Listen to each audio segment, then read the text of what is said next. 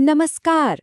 Online investment सुनने में जितना आसान और फायदेमंद लगता है ना, कभी-कभी उतना ही खतरनाक भी हो सकता है।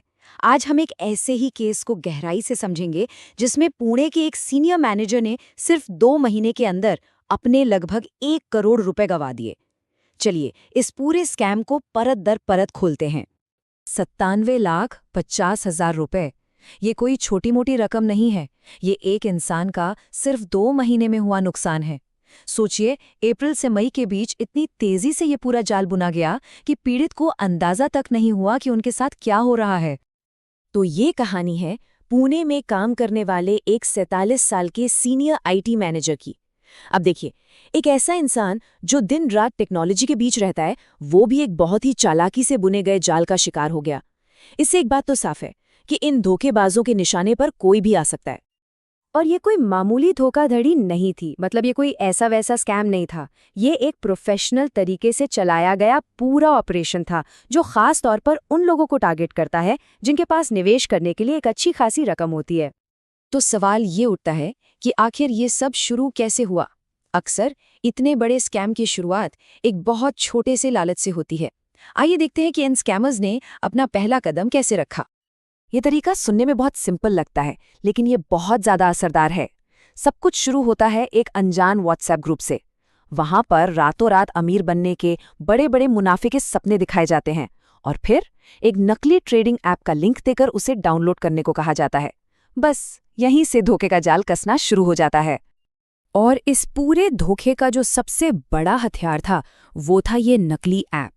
ये ऐप दिखने में, काम करने में बिल्कुल असली लगता था, लेकिन इसका पूरा का पूरा कंट्रोल स्कैमर्स के हाथ में होता था। वो जो चाहते थे वही नंबर, वही प्रॉफिट स्क्रीन पर दिखता था, ताकि शिकार का भरोसा बना रहे। अब जब पीड़ित पूरी तरह से उनके भरोसे में आ गया था, तो स्कैम का अगला और सबसे खतरनाक हिस्सा शुरू हुआ। ये वो स्टेज थी जहां पीड़ित को ये लगने लगा कि वो सच में करोड़ों कमा रहा है। जरा इस फर्क को देखिए, ये सच में हैरान करने वाला है।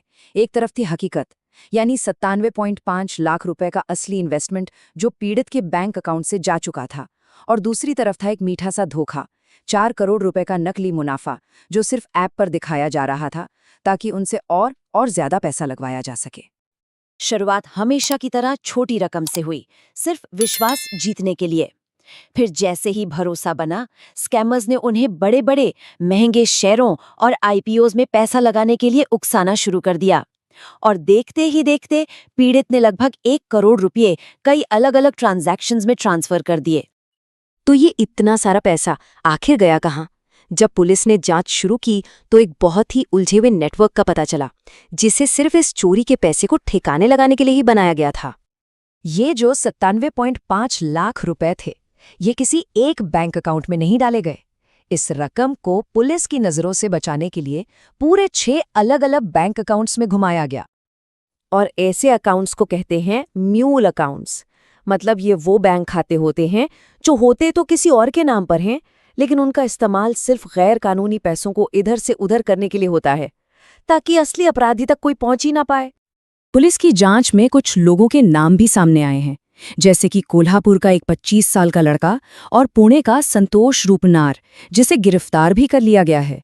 ये साफ दिखाता है कि ये कोई 1-2 लोगों का काम नहीं, बल्कि एक बड़ा और ऑर्गेनाइज्ड गिरोह है जो शायद पूरे देश में फैला हुआ है। लेकिन कहते हैं ना, हर धोखे का एक न एक दिन अंत होता है। इस कहानी का क्लाइमैक्स तब आया जब पीड़ित ने अपने इस मुनाफे को निकालने की कोशिश की, और तब उन्हें एहसास हुआ कि ये सब कुछ एक छलावा था। जरा सोचिए, ये सब कुछ कितनी तेजी से हुआ।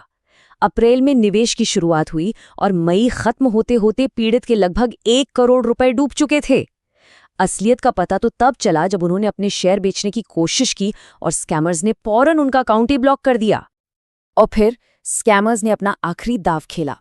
उन्होंने कहा कि ये 4 करोड़ रुपए निकालने हैं तो पहले टैक्स और फीस के नाम पर और पैसे जमा करने होंगे। ये एक बहुत ही कॉमन ट्रिक है, और यही वो पल था जब पीड़ित को 100% यकीन हो गया कि उनके साथ बहुत बड़ा धोखा हुआ है। शिकायत मिलने के बाद पुणे साइबर क्राइम पुलिस तुरंत एक्शन में आ गई। एफआईआर दर्ज हो चुकी है और अब बैंक खातों, मोबाइल नंबर्स और दूसरे डिजिटल फुटप्रिंट्स के जरिए इस पूरे नेटवर्क को खंगाला जा रहा है। तो इस पूरी कहानी से हम सबके लिए सबसे जरूरी सवाल ये उठता है कि खुद को ऐसे घोटालों से आखिर बचाया कैसे जाए। कुछ बहुत जरूरी बातें हैं जो हमेशा याद रखनी चाहिए। ये 4 नियम समझ लीजिए कि एक मंत्र की तरह है, इन्हें हमेशा याद रखिए। पहली बात, किसी भी अनजान ग्रुप की सलाह पर कभी निवेश ना करें। दूसरी, कोई भी ऐप हमेशा ऑफिशियल ऐप स्टोर से ही डाउनलोड करें। तीसरी, किसी भी प्लेटफॉर्म पर पैसा लगाने से पहले उसकी अच्छी तरह से जांच पड़ताल जरूर करें। और चौथी और सबसे जरूरी बात, जो स्कीम रातों रात अमीर बनाने का वादा करे उससे हमेशा दूर रहें। देखिए, टेक्नोलॉजी ने हमें निवेश के नए मौके तो दिए हैं, लेकिन साथ ही धोखे के नए रास्ते भी खोल दिए हैं। इसलिए ये हम पर निर्भर करता है कि हम इन मौकों का फायदा सावधानी और समझदारी से उठाएं, ताकि ये मौका कभी धोखे में न बदल जाए। सतर्क रहिए, सुरक्षित रहिए।